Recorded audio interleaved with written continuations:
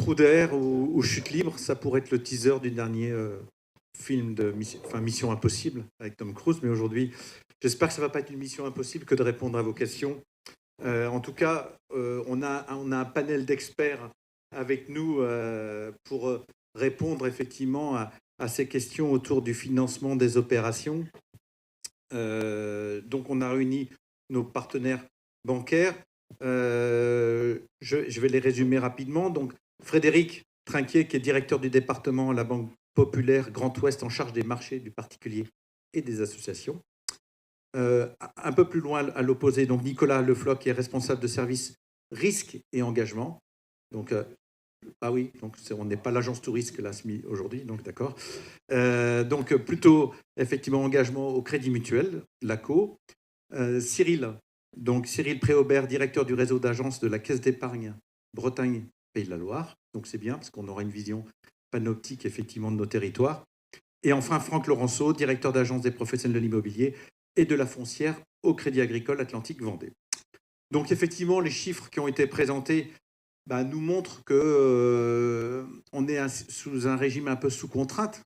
On avance un petit peu sans filet sur cette année 2023. Et la question qu'on pourrait résumer, c'est comment imaginer 2023 ? Beaucoup de points d'interrogation ont ponctué la présentation précédente, mais comment imaginer 2023 entre les contraintes de financement et les besoins de territoire ? Je ne vais pas résumer les chiffres qui ont été annoncés, mais quand même, moins 51% sur les volumes de vente. Est-ce qu'on peut considérer que c'est dramatique ? Plus de désistements que de ventes brutes. Une courbe de pouvoir d'achat qui a été évoquée tout à l'heure, qui est aussi un très bon indicateur de ce qui pourrait être présenté tout à l'heure. Et puis, effectivement, la remontée des taux bancaires et son corollaire, le taux d'usure, qui freine bien des dossiers. Alors, une question peut-être globale, mais quelle est votre vision du marché pour cette nouvelle année ? Une vision peut-être globale dans un premier temps, et peut-être par la suite, on pourra décliner par type de produit et par typologie. Qui veut se lancer en tout premier ? Cyril, peut-être ? Je vous vois sourire. J'ai combien ? Vous avez combien de micros ? Un seul ? Bon, on va poser. Il y en a un seul, oui. Vision du marché, Cyril. Merci de votre accueil. Alors, je vous ai écouté avec beaucoup d'attention. Je vois qu'on partage tous des incertitudes. Il faut, je pense, être lucide. Ce qu'on vit actuellement, c'est quelque part un retour à la normale, notamment d'un point de vue bancaire. Depuis quelques années, on vit un peu sous perfusion de la Banque Centrale Européenne, qui nous livre de l'argent en paquet, qui permet aux États de se surendetter quelque part. Et j'allais dire, on alimente un petit peu tous les marchés depuis quelque temps. Finalement, là, on voit que c'est un retour à la norme, quelque part. Alors, c'est brutal. D'un point de vue bancaire, on va peut-être en parler justement. C'est très violent. Mais finalement, c'est un retour à la normale. On vit tous en ce moment des périodes un petit peu compliquées. On vit tous des périodes qu'on n'a jamais connues. Le Covid, la guerre en Europe, la remontée des taux, une inflation qui monte à 6, 7, 8, 10% par moment. En fait, on n'avait jamais connu ça. Je travaille dans la banque depuis 30 ans et en fait, j'ai toujours travaillé dans un contexte de taux qui descendaient finalement, pas qui montaient. Et aujourd'hui, dans nos équipes, on n'a que des équipes, que des collaborateurs qui ont travaillé dans un contexte de taux bas. Donc voilà. Alors, déjà, rassurer tout le monde, les banquiers sont toujours vos partenaires et le resteront. C'est notre ADN. Notre ADN, c'est de prendre la collecte de nos clients et de la reprêter à tous nos partenaires. Il faut que... moi, je suis résolument optimiste. C'est clair qu'il y a beaucoup de nuages aujourd'hui dans le ciel, mais on va traverser tout ça tous ensemble et puis on va bien s'en sortir. Il faut que vous compreniez que le marché bancaire, il est sous contrainte depuis toujours. On a une espèce de paradoxe, c'est que les pouvoirs publics comptent sur la banque pour financer les acteurs économiques, mais en même temps nous met régulièrement des contraintes dans les jambes. Et donc, si je prends quelques contraintes, si je me permets... Oui, on ne va peut-être pas dérouler toute la suite, conférence, pas tout de suite. Mais justement, Frédéric, je vous voyais opiner un petit peu du chef à propos de cet optimisme raisonné. Comment vous percevez la vision pour 2023 ? Aussi optimiste que Cyril sur l'avenir ? Oui, bonjour à toutes et à tous. Moi, j'adore le mot optimisme. Ouais, je pense qu'il faut qu'on lève le menton et qu'on regarde devant. Et qu'on vit une période un peu singulière. Mais on a connu dans le temps relativement contemporain des périodes compliquées. Je pense à l'effet post-subprime dans les années 2009-2010 qui ont été compliquées. Effectivement, je partage ce retour à la normale. Alors c'est compliqué, mais c'est comme toutes les transitions. Une transition, c'est compliqué, c'est du changement. Tout le monde adore le progrès, personne n'aime le changement. Pourtant, il faut bien y passer. Et ce retour à la normale passe par effectivement cette période d'adaptation obligée. Voilà. Donc on dressera, je partagerai tout à l'heure cette notion un peu plus détaillée d'optimisme, mais on revient à des fondamentaux et on est en période de stagflation, on a une croissance atone, on a une évolution démesurée des prix, et forcément ça passe par cette période inconfortable que l'on supporte tous, tant bien que mal. Mais je partage le point de vue de Cyril qui est de regarder relativement loin. Optimiste de but, pessimiste de chemin. Le chemin étant au moins 2023. D'accord. Et comment on finance aujourd'hui les accédants, Franck, et particulièrement les primo-accédants?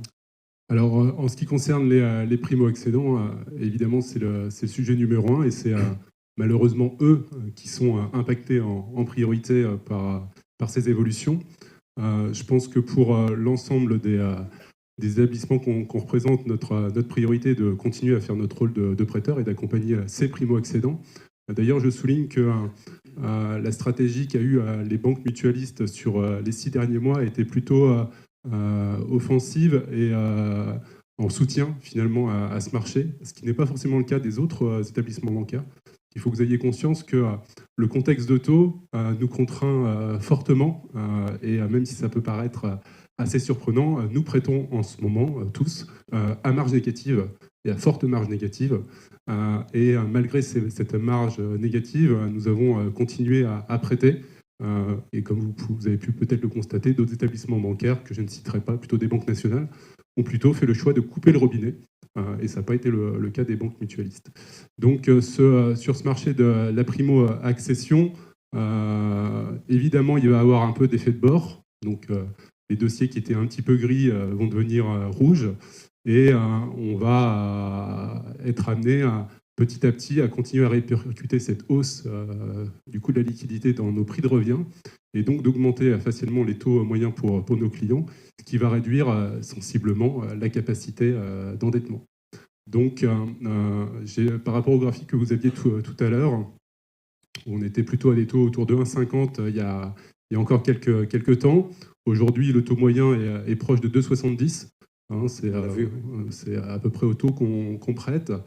Et on estime qu'on devrait, d'ici à la fin de l'année, tendre vers les 3,5-4%, voire peut-être même un petit peu plus, pour répercuter l'ensemble des coûts de la liquidité, puisque évidemment, on ne va pas pouvoir continuer à prêter à marge négative ad vitam aeternam. Donc l'ambition, c'est de se rapprocher d'une marge zéro pour pouvoir continuer à accompagner nos clients. Mais ceci va avoir des impacts assez significatifs. J'ai pris juste un petit exemple. Alors, on est aussi là pour dire les choses, et puis pour être dans la vraie vie, même si je partage le côté optimiste.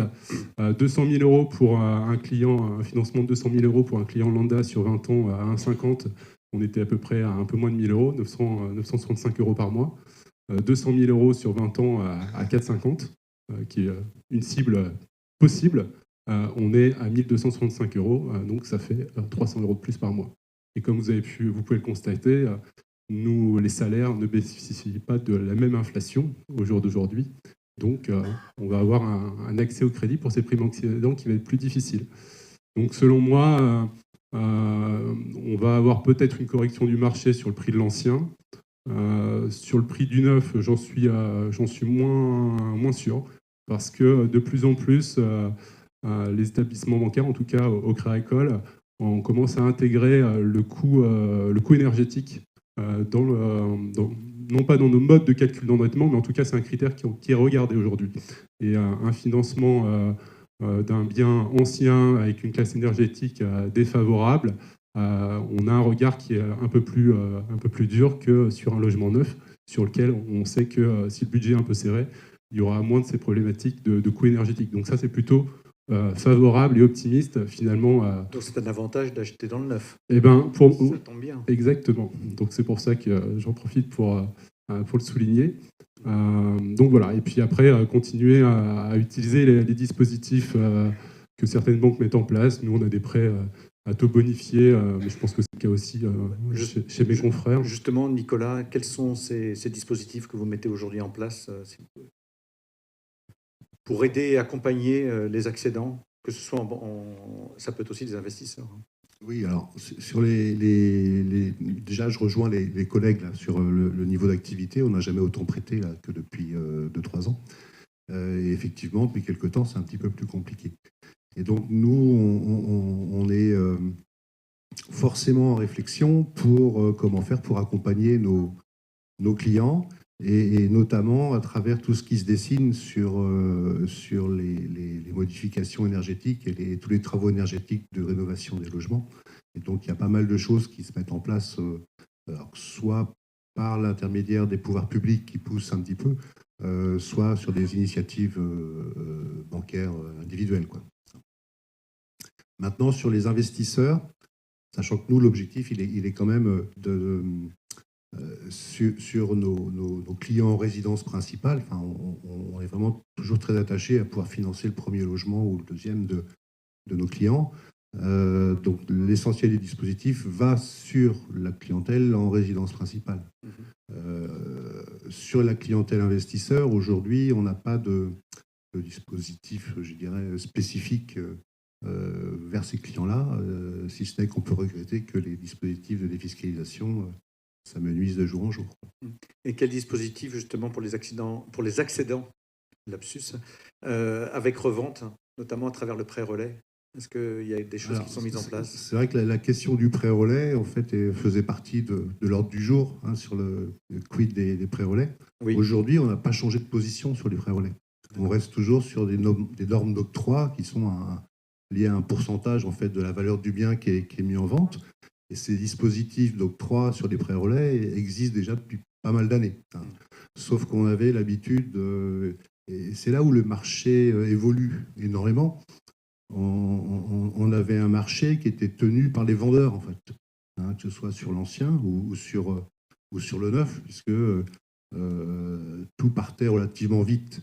Ce qui fait que les prêts relais, globalement, on a très peu de difficultés là-dessus. Aujourd'hui, le marché, c'est plus le vendeur ou le promoteur qui le fait, c'est l'acquéreur. Et donc, à ce titre, sans doute qu'on aura des petites tensions sur nos prêts relais, mais les critères d'octroi de prêts relais, aujourd'hui, on ne les a pas fait varier d'un pouce. D'accord. Concernant les investisseurs, on l'évoquait, Frédéric, est-ce qu'ils seront toujours sur notre territoire demain? Parce qu'on voyait bien que c'est une population qui est un petit sur peu... un beau territoire comme celui des Pays de la Loire, forcément, ils le sont déjà, ils le seront demain. Encore de l'optimisme. C'est pas une boule de cristal. Ouais. Oui, c'est un fait. Après, parce que rien ne se profile avec... Bertrand le disait, pardonnez-moi de vous interrompre, mais derrière Pinel Plus, il n'y a pas grand-chose qui se profile. Non, il n'y a pas grand-chose qui se profile, mais la problématique, elle est bien aujourd'hui. Elle est maintenant. Donc moi, je fais suffisamment confiance dans l'avenir pour imaginer, pour la capacité de notre gouvernement à imaginer des dispositifs qui feront plaisir à nos investisseurs. La bonne nouvelle, c'est que les impôts n'ont pas prévu de baisser pour ceux qui en payent beaucoup. Donc forcément, il faudra encourager des dispositifs pour que le déficit puisse être réduit. Et au final, la dette. En tout état de cause, par rapport à ce que disait Nicolas, je rejoins, nos politiques de crédit n'ont pas changé. Elles ont été aménagées plutôt pour le marché de la revente, avec tout cet impact de la transition énergétique et d'intégrer la qualité énergétique du logement pour qu'on puisse effectivement apporter un devoir de conseil de qualité durable à nos clients et de se dire l'investissement d'aujourd'hui, c'est vraiment votre patrimoine de maintenant et de demain.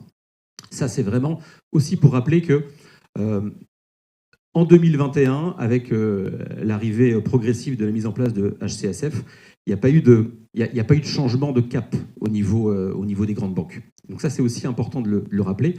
La problématique, elle est pour nos investisseurs économiques. J'ai parlé de stagflation tout à l'heure. On a cette problématique. Et nous sommes en France. Et en plus, à l'ouest. Et le français a c'est un peu moins optimiste, mais c'est un peu plus réaliste, en revanche, Jean-Alain, c'est que le français adore épargner. Et ce que l'on constate aujourd'hui au niveau de nos investisseurs, c'est qu'ils ont tendance à renforcer leur capacité d'épargne. On le voit sur les 2 derniers trimestres 2022, pardon, T3, T4, ça a pris quasiment 1,5 point de taux d'épargne supplémentaire. Toutes catégories de ménages confondues, les aisés comme les moins aisés. Donc ça, c'est aussi un élément qu'il faut avoir à l'esprit, c'est que la capacité des Français, aujourd'hui, elle est plutôt orientée sur la liquidité du monétaire pour le rassurer. Le Français adore être rassuré. Mais la bonne nouvelle également, c'est quand on regarde une étude Observatoire Logement décembre 2022, quand on pose la question aux Français en 2023, qu'est-ce que vous préférez faire pour sécuriser votre patrimoine, la première réponse qu'ils donnent, c'est échantillon de 2500 Français, alors c'est France, hein, c'est pas Grand Ouest, c'est pas Pays de la Loire. Première réponse qu'ils donnent, c'est 1, mon logement, pour y habiter. 2e, les livrets. 3e, le logement pour investir. Et donc c'est décembre 2022, alors que la tendance baissière que l'on a vue tout à l'heure sur les autorisés et les mises en vente, les logements commencés, avait déjà démarré. Donc il y a vraiment toujours cette volonté pour l'investisseur de sécuriser en fait son engagement dans l'avenir au travers de l'immobilier. Donc ça, c'est la bonne nouvelle. Et puis, je voudrais également rappeler aussi quelque chose, c'est que nous avons aussi une partie des clés pour sécuriser et rassurer nos investisseurs. Je veux dire, quand vous écoutez un peu les médias, quand vous allumez le téléviseur, vous regardez BFM, vous regardez d'autres médias, forcément, vous avez envie des fois de sauter par la fenêtre. Je ne sais pas si on est au premier étage ou au deuxième, mais vous avez envie d'arrêter de croire en l'avenir. Et nous avons, nous en tout cas, Banque du Territoire, obligation d'accompagner ce moment un peu plus compliqué et de rappeler que les capacités de financement sont toujours là. Certes, les prix, effectivement, comme le rappelait Cyril, ont fortement évolué, reviennent à la normale, mais le choc est brutal. Donc il faut accuser le coup. Il faut que nos conseillers, nos équipes dans les réseaux rassurent les clients, leur expliquent avec pédagogie et enthousiasme le monde qui est en train de se profiler, en train de se construire, et de rappeler que le projet se construit maintenant, tout de suite. Et si ce n'est pas tout de suite, c'est maintenant que nous prenons date pour pouvoir l'accompagner dans plusieurs semaines, plusieurs mois. Donc c'est vraiment ce que je voulais rappeler en conclusion de cette question. Jean-Alain, c'est que oui, l'investisseur, il sera là demain, mais il est surtout là aujourd'hui. À nous collectivement, voilà, de le rassurer et de lui donner envie de nous faire confiance. Et les contraintes, vous parliez les contraintes d'HCSF, est-ce qu'elles limitent la capacité à prêter, Cyril, aujourd'hui ? Est-ce qu'on peut dire un mot sur justement ces contraintes ? Il faut vraiment s'y arrêter, parce que quand on regarde l'histoire, en fait, les taux sont devenus quasi nuls, et les banques ont prêté. Les prix de l'immobilier ont monté, donc finalement, on a eu tendance à prêter de plus en plus long. On a commencé à prêter à 30 ans, puis on commençait à imaginer en laboratoire des prêts à 50 ans, puis pourquoi pas, comme les Japonais, sur plusieurs générations. Le HCSF, donc le Haut Conseil de stabilité financière, à un moment donné, a sifflé un peu la fin de la partie, en disant on ne va pas non plus faire n'importe quoi. Vous savez qu'il faut un système financier sain, c'est nécessaire pour l'ensemble de l'économie. Suite aux crises du subprime dans les années 2007-2008, il était important en fait que le législateur, quelque part, regarde un petit peu et arbitre un petit peu nos pratiques. Donc, ce HCSF, qu'est-ce qu'il dit ? Il dit que finalement, il faut revenir à des fondamentaux avec un taux d'effort de 35%. C'est-à-dire que finalement, on ne peut plus avoir des clients qui s'endettent avec des taux d'endettement qui pouvaient monter à 40, 50, etc. Et surtout, qui limitent les durées des financements à 25 ans. 27 ans selon certains cas, mais on va dire 25 ans. Donc finalement, on voit que les accédants qui veulent acheter des biens plus chers avaient tendance à emprunter sur 25 ans, voire pourquoi pas 30 ans, finalement, ça va les limiter. Ceux qui peuvent dépasser ces 35%, finalement, ne peuvent en avoir que 20% de nos prêteurs, de nos emprunteurs, pardon. Donc le reste, il faut que les 80% restants, il faut qu'ils aient un taux d'effort inférieur à 35%. Et quand on regarde ce taux d'endettement, donc 20% de nos encours qu'on peut déroger à cette règle donc de 35%, 4% sur ces 20% uniquement sont consacrés à autre chose que la résidence principale. Donc là, on retrouve nos investisseurs, par exemple. Donc, qu'est-ce qu'on fait ? On trouve des solutions aussi. En termes de financement, de financement un peu plus sophistiqué, on va finalement faire des lissages, des paliers contraints, des indexations sur l'inflation. On trouve des solutions, mais on voit bien qu'on est quand même très contraint par ces règles du HCSF. D'accord ? Je vois Nicolas qui opine, mais pas du chef. Je valide, le HCSF est une contrainte supplémentaire qui nous a été imposée. Maintenant, pour la clientèle investisseur qui intéresse beaucoup de promoteurs ici présents, alors l'investisseur moyen du français moyen sans être péjoratif, qui, après sa résidence principale, veut se faire un petit locatif pour sa retraite. Globalement, le HCSF nous a permis, ou nous permet toujours de le faire. Et ensuite, vous avez les investisseurs réguliers qui, eux, en fait, globalement, on n'est pas hyper embêtés par le HCSF, dans le sens où ces gens se sont adaptés aussi, c'est-à-dire en créant des structures ad hoc pour y loger leurs investissements et qui échappaient au HCSF. Donc le HCSF, oui, c'est une contrainte supplémentaire, hein, mais qui finalement, enfin, je parle pour le crédit mutuel, mais je pense que c'est valable pour les autres établissements bancaires, ne nous a pas fait augmenter notre taux de refus de prêt outre mesure. Il y a pas...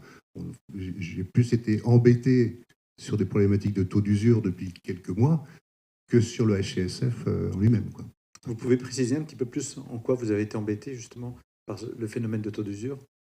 Alors depuis la remontée des taux, hein, qui a eu lieu depuis globalement la fin du printemps dernier, nous sommes confrontés à une loi de protection aussi du consommateur, donc quelque part on protège aussi les consommateurs, mais à un mode de calcul du taux d'usure, c'est-à-dire le taux au-delà duquel on n'a pas le droit de prêter, qui fait qu'on s'est retrouvé, et là ça a été un vrai souci depuis l'été dernier globalement, puisque ce taux d'usure en fait n'était recalculé que tous les trimestres par la Banque de France.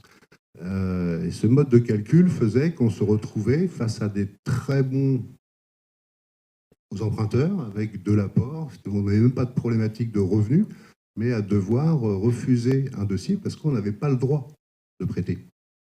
Donc ça a été une contrainte que les banques ont subie ces derniers mois, qui commence à se détendre un petit peu, puisque après quelques remontées des établissements bancaires, la Banque de France maintenant recalcule ce taux d'usure une fois par mois, donc ça va permettre d'accompagner un petit peu la hausse des taux et en pouvant à nouveau jouer notre rôle de prêteur, mais ça devrait dénouer un petit peu certaines situations, puisque en face de nous, on a des clients qui sont solvables et qui ont la capacité à rembourser. Justement, Franck, les financements restent-ils efficaces, comme le précisait Nicolas à l'instant, malgré l'augmentation des taux, le coût de l'inflation? Est-ce que les financements restent acceptables pour le commun des accédants? Alors, on a vu qu'il y avait quand même quelques ralentissements liés à ce qu'on a évolué. Pour moi, le taux d'usure, c'est vraiment derrière nous. Maintenant, là, au 1er mars, il a passé à 4%. Je pense qu'il n'y aura plus de problématique de blocage pour nos établissements par rapport à ce sujet-là. Le sujet est plutôt un peu sur le HCSF, mais je partage ce que vous avez dit sur le fait de trouver aussi des alternatives pour accompagner les clients qui sont contraints par... Oui, tout compris. Oui, évidemment. Oui, 4% tout compris pour ce... Donc, est-ce que au jour d'aujourd'hui, on va pouvoir, on revient à cette situation un peu plus normale? Nous, ce qu'on estime sur la banque, c'est une baisse de notre production d'à peu près à 10%. Donc, c'est à peu près l'impact qu'on estime en volume, en sachant que sur les 6 dernières années, on a fait année exceptionnelle sur année exceptionnelle. Donc l'impact est quand même mesuré. Par contre, ce qu'on constate, c'est aussi une baisse de la demande. Pour moi, il y a aussi un choc de la demande sur les simulations qui sont les indicateurs qui nous permettent d'estimer la production à venir. On est depuis déjà quelques semaines à moins 20%. C'est-à-dire qu'on a une baisse de demande spontanée de nos clients en termes de financement de l'ordre de 20%. J'imagine que c'est à peu près pareil chez mes confrères. Donc, plusieurs interrogations, hein, évidemment, l'inflation, le contexte économique, la guerre. Je pense aussi un peu d'autocensure de certains clients en se disant on ne prêtera jamais. Donc, je rejoins ce que disait Frédéric sur c'est aussi à nous de donner envie à nos clients de pousser la porte, de leur dire qu'on peut accompagner leurs projets. Mais on va quand même avoir une restriction sensible de l'accès au crédit, le temps que les choses se normalisent et se régularisent, soit par une régulation des prix de l'ancien. Je pense aussi qu'on va aller vers des logements plus petits, voilà, pour pouvoir accéder à la propriété et au financement. Mais on n'est pas sur la chute libre, quoi. Je reprends votre thématique. Moi, je parlerai plutôt de trou d'air. On a des filets, donc. Plutôt de trou d'air. Et je pense qu'on y verra plus clair après l'été, quoi, une fois que le mois de juin sera passé, avec plus de visibilité sur le marché de l'immobilier et sur l'accès au financement. On parlait de typologie d'accédants. Si on parle un petit peu de territoire, puisque Oloma prône un développement harmonieux des territoires, est-ce que vous avez constaté, je m'adresse à Cyril, mais aussi à vous autres, est-ce que vous avez constaté que sur ces nouveaux territoires, il y avait des évolutions? Est-ce que ça venait peut-être pallier aussi des achats en dehors de la métropole pour pallier ce déficit d'offres? Est-ce que vous avez vécu cette mouvance de territoire? Moi, je ne l'ai pas vraiment observé dans nos chiffres. Ce qu'on a vu, c'est que déjà, on a de la chance d'être dans l'Ouest, on a de la chance d'être en Bretagne et dans le Pays de la Loire. Tout le monde dit oui, apparemment. Avec un flux migratoire qui est positif, hein, contrairement à d'autres régions dans l'Est qui aujourd'hui voient des habitants partir. Donc déjà, c'est une vraie force. Une culture de l'entrepreneuriat chez nous aussi, hein, très forte. Donc un niveau économique puissant. Un littoral. On a entre la Bretagne, alors je parle pour Bretagne et Pays de la Loire, mais on a un littoral énorme qui porte énormément, forcément, qui attire beaucoup.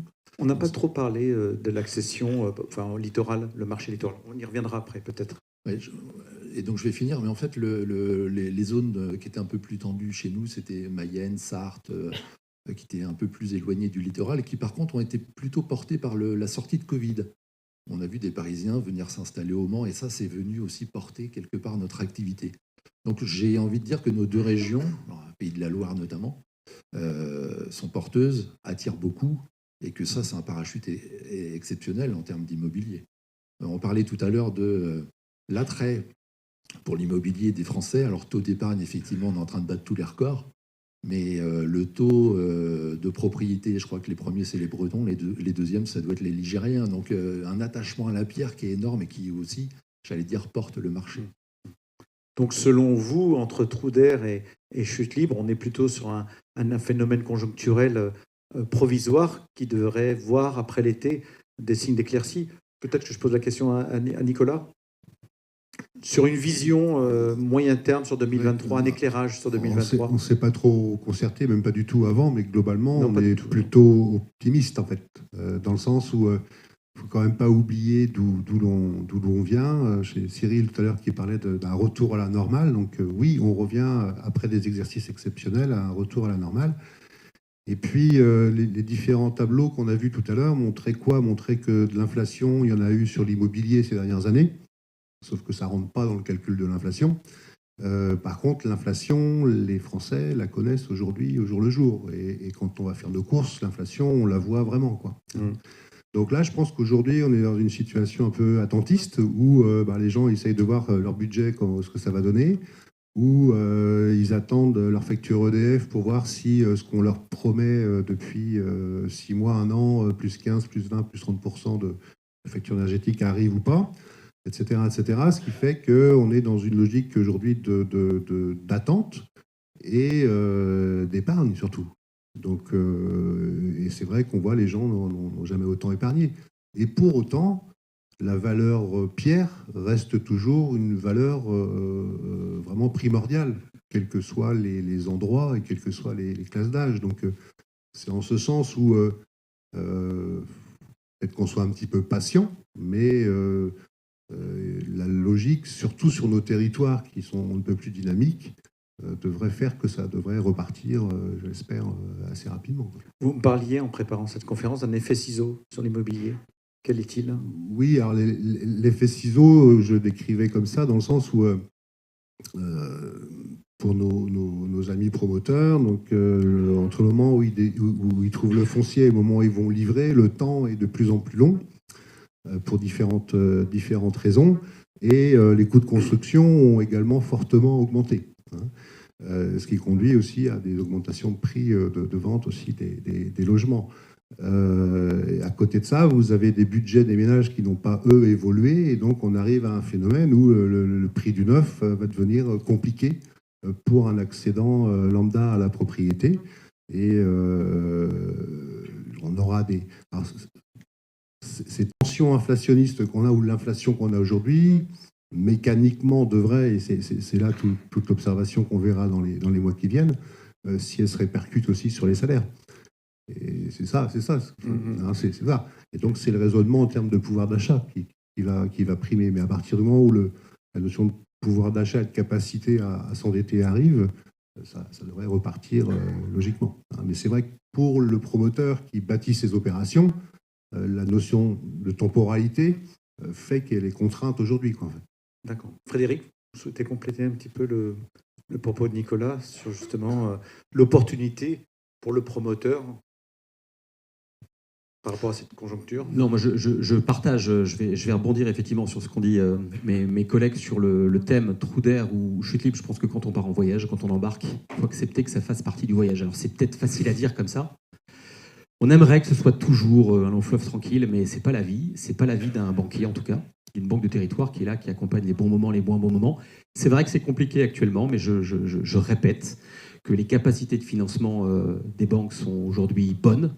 Voilà. L'effet prix est important. Il y a un effet ciseau. Et dans des périodes d'incertitude, le Français, il aime bien attendre. Il reporte à demain. C'est ce que nous disent aussi certains de nos constats aujourd'hui sur les chiffres. Vous parliez de littoral tout à l'heure, Jean-Alain. Nous n'avons pas, nous, constaté d'effet sur le littoral. Alors oui, c'est cher. Mais comme disait Cyril, l'attractivité du territoire, notamment sur les classes aisées et notamment les gens qui viennent passer leur retraite, leurs grandes vacances éternelles ou presque sur le territoire, forcément, elles affluent.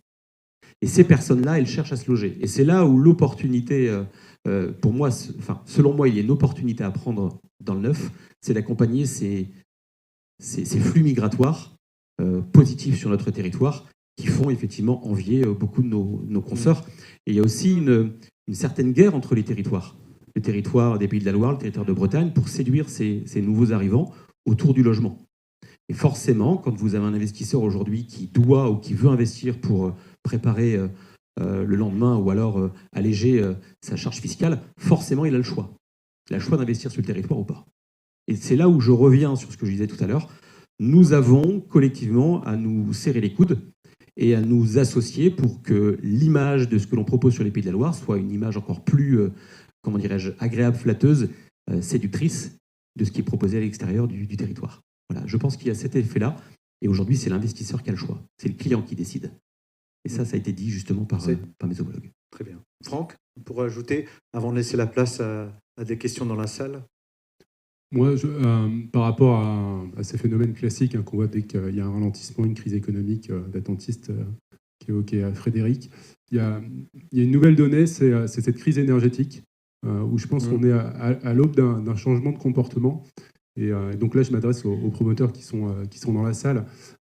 Pour moi, il y a une vraie valeur finalement des biens que vous construisez qui n'est pas encore pleinement répercutée finalement dans l'inconscient collectif et qui doit permettre finalement de mieux différencier le prix de l'ancien du prix du neuf. Et je pense aussi que nous, en tant que banque, on a un rôle à jouer sur comment intégrer cette nouvelle donnée dans le calcul du reste à vivre, de l'endettement. Je sais que ça commence à émerger, même si les règles n'ont pas encore changé, mais je pense que la tendance est en marche. Très bien. La tendance est en marche. Merci, messieurs. Donc, une présentation très masculine de notre équipe d'experts. Comme souvent, oui, je sais que ça renchouille dans la salle. Est-ce qu'il y a des questions à poser? C'est maintenant ou jamais? Ou est-ce que je vois très bien? Bonjour. Moi, j'avais une question par rapport au côté attentiste des Français sur l'épargne qui a été faite suite au fait qu'ils investissent a priori moins ou qu'ils ne peuvent pas investir.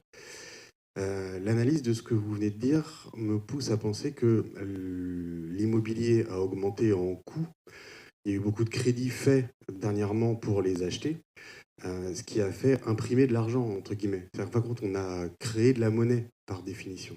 Cette monnaie-là, elle a été mise en circulation. Je prends l'exemple de deux personnes un peu âgées qui vendent leur maison beaucoup plus cher qu'ils ne l'ont achetée. Ils ont du coup un capital mis sur leur compte qui a été généré non pas par de l'argent d'un tiers, mais par un prêt bancaire. quand bien même ils voudraient réinvestir, s'ils sont un tant soit peu malins, ils l'épargnent et ils refont un crédit et de fait, on réimprime de l'argent. Ce qui veut dire qu'il y a eu énormément d'argent ces dernières années mis en circulation qui ne sont pas le fruit du travail. On a créé de la monnaie, par définition. Et la conséquence de ça, on l'a dit, il y a de l'épargne. Donc du coup, est-ce que l'épargne, elle est due au fait de ne pas le dépenser ou tout simplement d'avoir créé cette monnaie par une inflation accrue de l'immobilier? C'est la question que je me pose, et c'est pas forcément de l'attente ou un choix des Français. C'est l'aubaine et le fait que les banquiers aient suivi. Et juste la question, parce que c'est pas une question ça, c'est que j'ai cru entendre dire qu'il y avait que l'État ou la France envisageait de taxer l'épargne. Et a priori, il y a des pays qui le font. Et peut-être que ça pousserait les Français à sortir l'épargne qui, a priori, est anormalement haute, qui pourrait réintégrer l'économie et favoriser les entrepreneurs.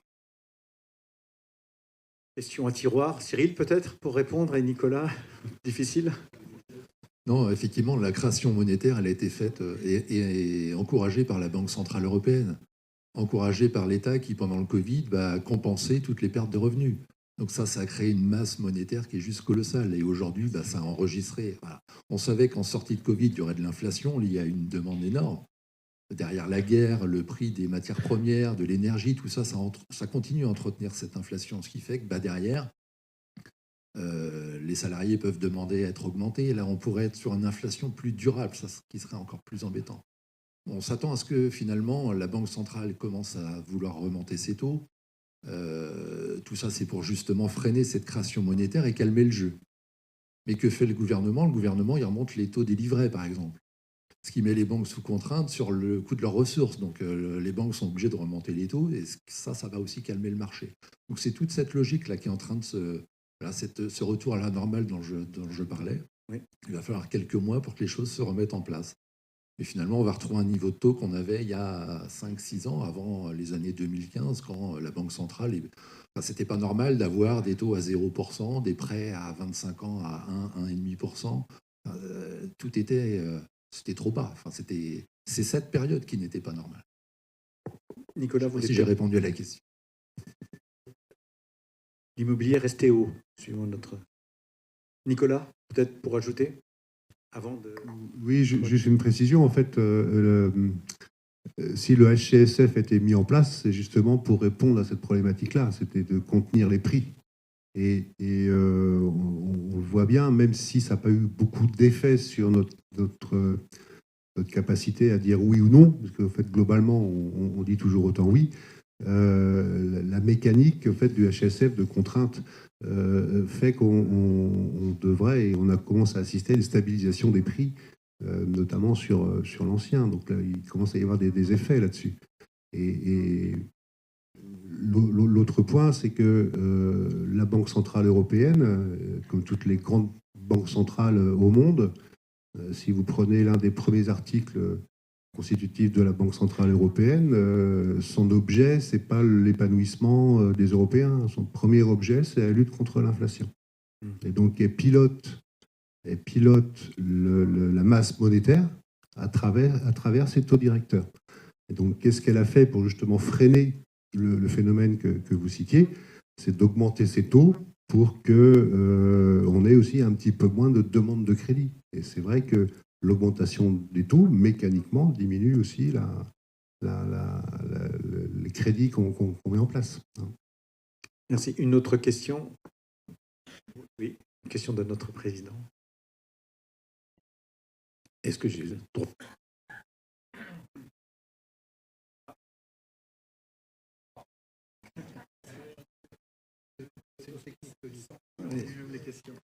Je ne sais pas si c'est un message.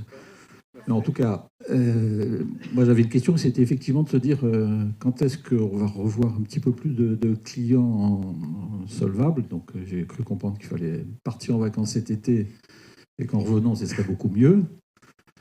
Donc ça, c'est une première réponse. Puis j'entends retour à la normale ou transition, parce qu'évidemment, il y a un sujet de transition quand même qui me paraît essentiel. Alors, c'est peut-être pas anodin d'avoir pris cette photo derrière vous de sujet de reconstruction de la ville sur la ville, avec peut-être autour de bâtiments emblématiques, des bâtiments qui sont sans doute en F ou en G, et une évolution qui est quand même très forte. Donc la question du prix de l'immobilier, prix de l'actif, le Haut-Commissariat a un peu raté son truc, hein, il a empêché les clients d'acheter, mais il n'a pas fait baisser les prix. Et techniquement, il faudrait trouver des solutions pour les faire baisser. Je ne suis pas certain que ce soit facile. Donc moi, je vois quand même des prix qui augmentent et des clients qui vont être moins là, et pourtant des besoins de territoire. Donc c'est comment on fait au-delà, j'allais dire, du financement. Est-ce qu'il y a des solutions spécifiques que vous voyez arriver pour permettre aux clients qui ne peuvent pas acheter et qui ont besoin de se loger ou qui ont besoin d'investir parce que le territoire a besoin d'investir, qu'il y ait des solutions nouvelles,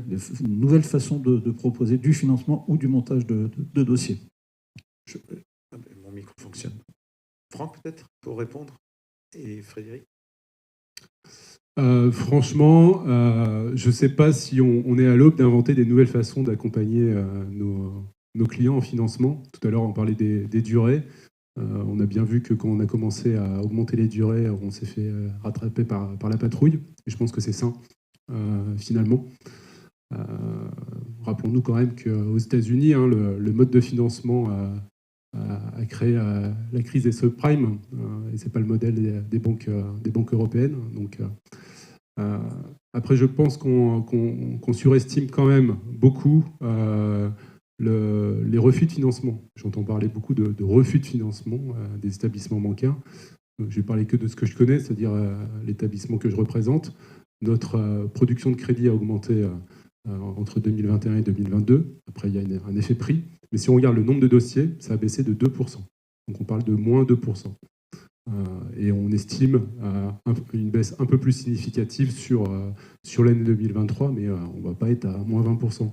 Donc le sujet du financement des banques, je ne suis pas sûr que ce soit la principale cause de la baisse qu'on constate sur les financements. Et, il y a sûrement un effet un peu médiatique. Donc, je parlais tout à l'heure de l'autocensure, des clients qui poussent moins la porte, des inquiétudes qu'on a tous évoquées, qui fait que effectivement, aujourd'hui, c'est plus compliqué. Et la seule piste que je vois, moi, sur les modifications d'accès au financement, c'est plutôt justement à ces critères énergétiques ou à cette intégration de la performance énergétique dans les calculs. Ça, je pense que j'y crois beaucoup et je pense que ça va être une tendance qui va permettre justement de donner un peu plus d'accession au crédit. Frédéric, peut-être pour compléter, avant une dernière question, pour tenir notre horloge. Non, pas forcément d'éléments complémentaires, Jean-Alain. On voit une épargne effectivement qui se renforce. Je crois pas à la taxation de l'épargne en France. Ça a déjà été tenté il y a une dizaine d'années. Il y a eu un lever de bouclier, Franck, tu le disais, de l'opinion. Je pense qu'il y a toujours il y aura toujours cette guerre entre le livret réglementé français préféré, qui est le livret A, l'assurance vie avec ses avantages. Il ne faut juste pas oublier que l'assurance vie, quand on a voulu la taxer, ça ne s'est jamais fait parce que ça finance l'économie. Voilà, tous les fonds en unité de compte qui sont dedans financent l'économie, et l'économie responsable, et donc durable. Après, voilà, on voit cette tendance de l'épargne qui augmente. On voit une tendance sur l'épargne logement qui augmente. Signe aussi que les conseillers proposent à leurs clients de préparer l'après, en leur expliquant que oui, c'est un trou d'air, oui, c'est peut-être plus compliqué maintenant. Et également pour Banque Populaire Grand Ouest, nous ne constatons pas un taux de refus lié à la qualité de l'endettement ou de l'emprunteur. En revanche, lié au taux d'usure, oui, c'est clair que ça a irrité les réseaux, ça a irrité les conseillers qui ne comprenaient pas. Et ça a été la guerre pour se dire sur quoi on peut rogner pour accompagner le projet. Est-ce qu'on arrête de leur proposer des assurances emprunteurs de qualité ? Ben non. On ne peut pas leur proposer d'aller sur un projet de 15, 20, 25 ans en les protégeant pas bien. Voilà, est-ce qu'on peut enlever des éléments de garantie qui sont des éléments de garantie plutôt traditionnels, enfin plutôt classiques pour aller sur des choses un peu plus exotiques ? Non. Donc ça remet à mal en fait un modèle, mais je pense que le prérévisable, on a entendu parler, il faut redévelopper le prérévisable à tout va, il faut enlever les caps, il faut repartir sur quelque chose de complètement libéral, modèle un peu plus anglo-saxon. Ah non, ça ne plaît pas en fait au modèle français qui a besoin de confiance, qui a besoin d'être rassuré, et donc qui a simplement besoin d'être accompagné. Et je crois aussi, et nous le constatons depuis à peu près 3 semaines, un mois, un allègement, en tout cas une comment dirais-je, une vraie souplesse, ou en tout cas une vraie bouffée d'oxygène liée à ce taux d'usure réévalué chaque mois. Voilà. Mais cette image du taux d'usure qui a bloqué les financements a fait terriblement de mal sur le dernier quadrimestre 2022. Et il faut maintenant redorer l'image du financement qui accompagne les projets du territoire et les projets de logement du territoire. Très bien. Merci, messieurs.